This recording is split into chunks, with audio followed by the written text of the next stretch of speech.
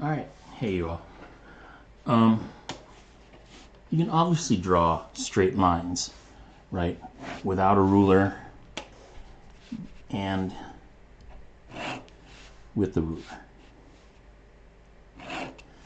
Ooh, gotta hold it down so that you have straight lines. Now, an ideal ruler has a rubber backing because it separates the contact between the metal of the ruler and the paper. You want to have, I don't know if I can get this, you want to have a little bit of space in between. Ruler is also nice because you can bend it and kind of draw curves. You see here, I'm going to move this thing.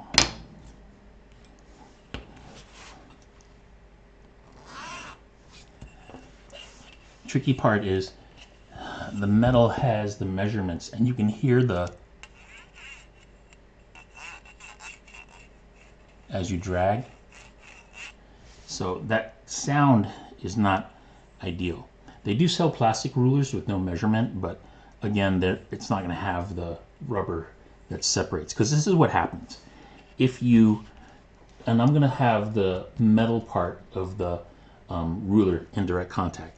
I would do this with pencil because having the ruler straight down, just because it moves faster, whereas on the cork side,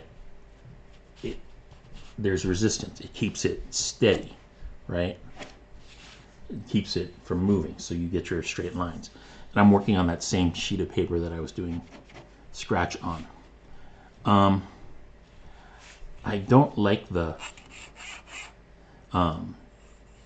ruler part of it where these measurements are engraved, but I don't do that much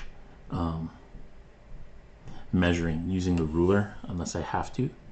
But if you take the ruler and face it downwards and do this with a pen rather than pencil, sometimes the ink will get sucked underneath and pulled and smeared when you do this. It really depends on the pen.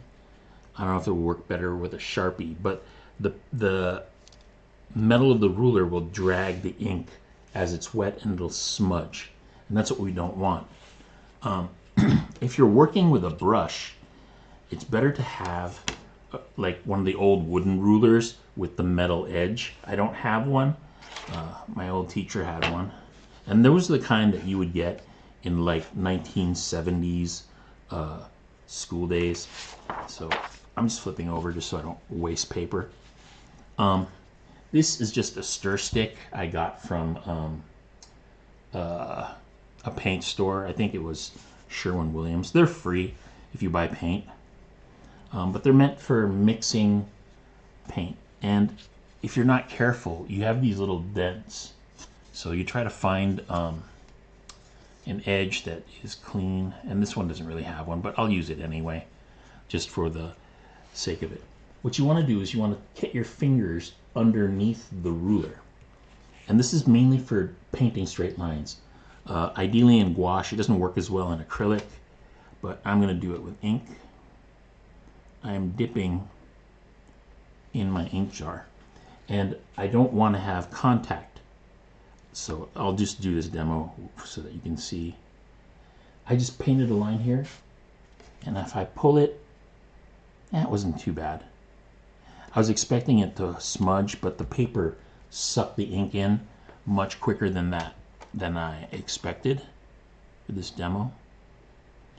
But what you do is you tip the straight edge up and tuck your fingers underneath and use your middle finger as your guide to control the distance of how the brush is from the paper. So knowing that,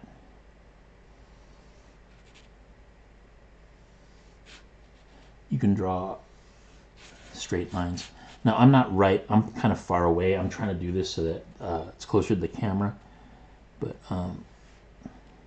You can control the thickness of the line by how hard you press the brush. And it helps to see the tip as you're doing this. And you just got to ride on your fingernail to do this. It's also the same thing that you would do if you were drawing in charcoal.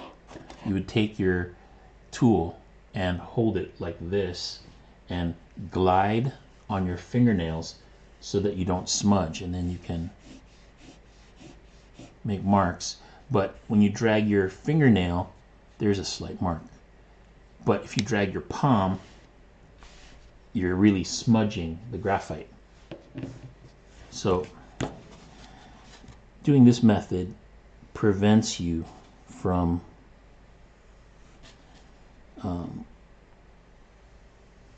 making lines. And it just takes some practice for how thin you can make your lines.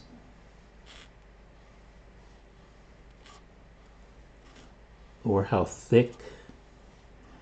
And you don't know how often you have to reload your brush. But I got some beautifully thin lines here. Delicate. And they're all a little bit different because I did them by hand. Now if you're using a rapidograph or a micron, your lines are pretty much going to be super similar and super consistent. Painting straight lines with a brush takes some practice, but it can be done. You know, it's just one of those things you just do.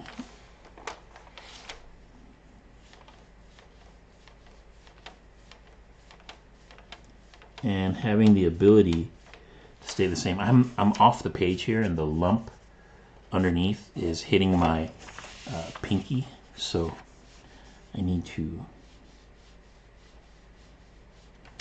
just get more practice in doing it straight. Now for short distances, just doing it by hand like this is fine.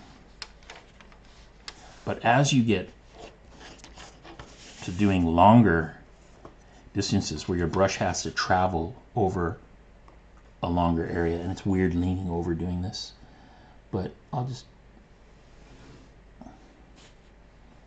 it's tricky to try to keep that line weight consistent.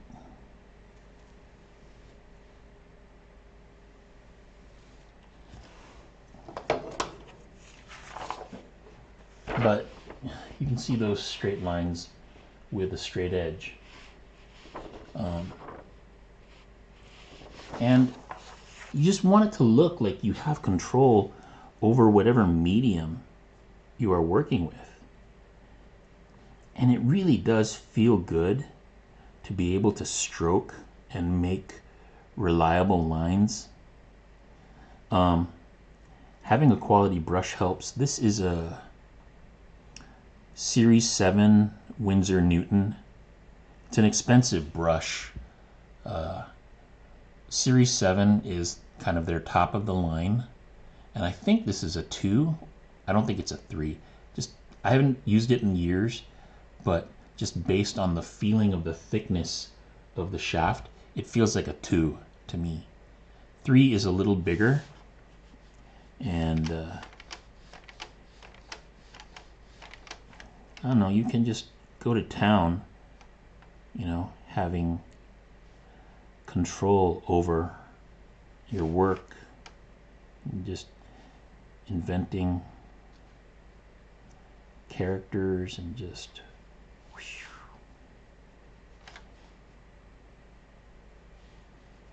you know, just start playing and get comfortable with your objects.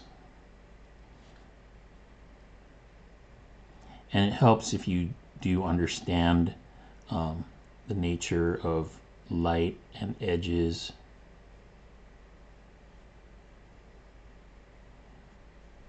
You can just go to town and play.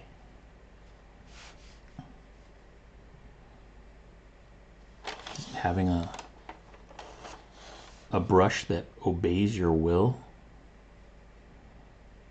is so nice.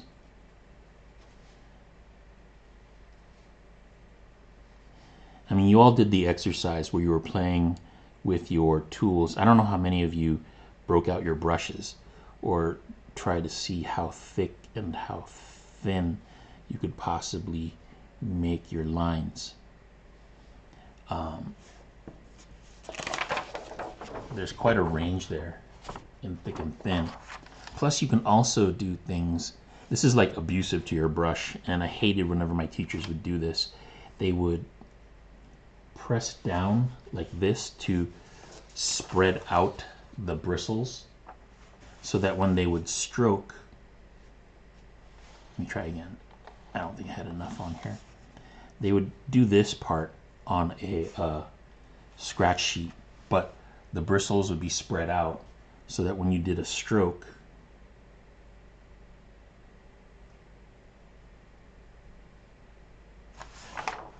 you got spaces in between the bristles.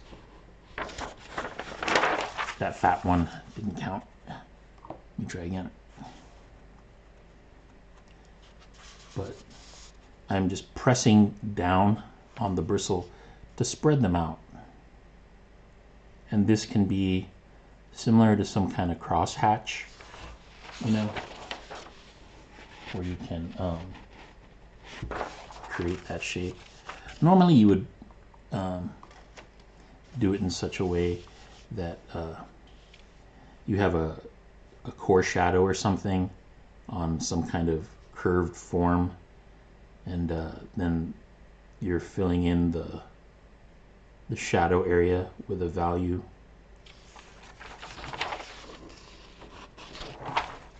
But it's so nice to have a brush that can give you like a wide range of marks, from fat to